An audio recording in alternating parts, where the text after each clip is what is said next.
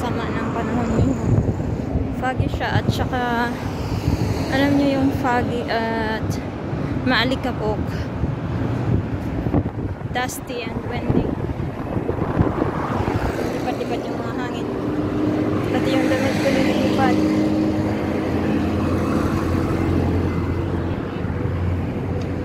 Nililipat yung damit ko, guys. So, pauwi na ako. Naglalakad sa kalsada. Nililipat yung damit ko ba?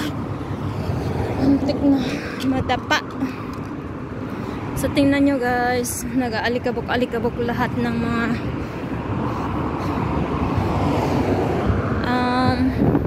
nag-aalikabok ngayon yung part ng Kuwait.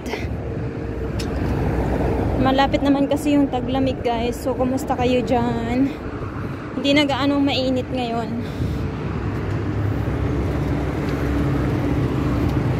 Hindi na gaanong mainit ang panahon.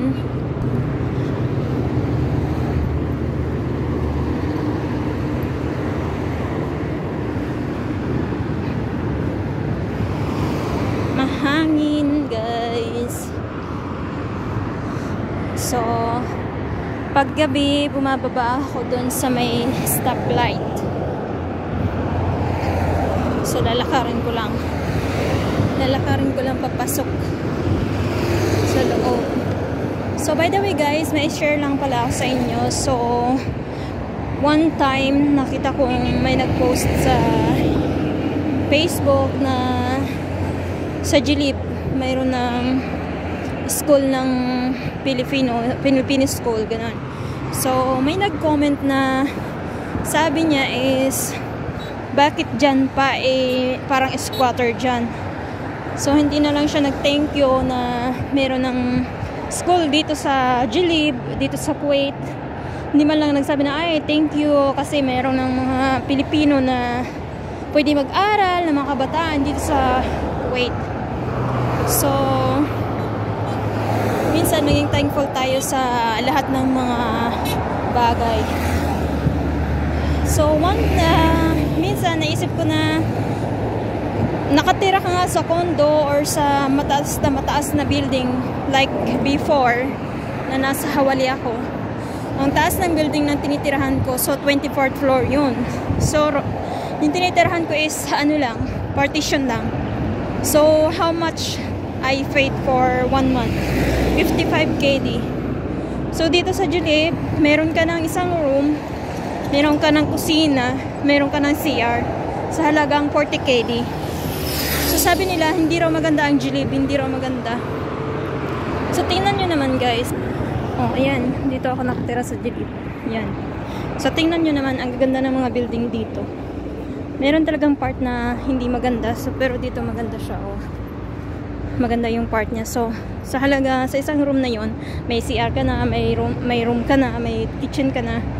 Halagang 40 KD lang. Oh, may mga bata pa. Oh. May family din dito na nakatira. Oh, ayan, bagong building yan. Pinagawa din. Oh, bagong building din yan. So, depende na lang yun sa area kung nasaan ka nakatira.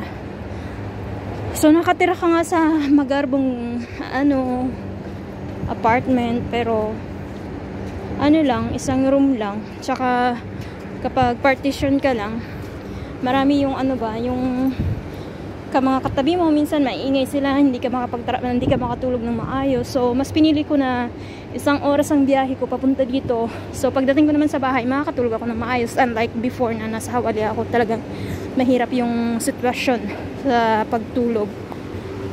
So, thankful naman ako kahit ganito, nakakaya naman. So, yan yung mga building dito. Hindi ka naman matutulog sa labas eh. Sa loob ka naman matutulog, hindi sa labas. So, okay lang yun na kahit medyo luma yung building, at least comfortable ka naman matutulog kapag gabi. So, dito yung area ko. Malapit lang. Siguro mga 10 minutes lang lalakarin galing dun sa labas kapag umuwi ako ng gabi. Pero pag umaga naman, 5 minutes lang lalakarin ko sa labas. So, yan. Okay naman dito.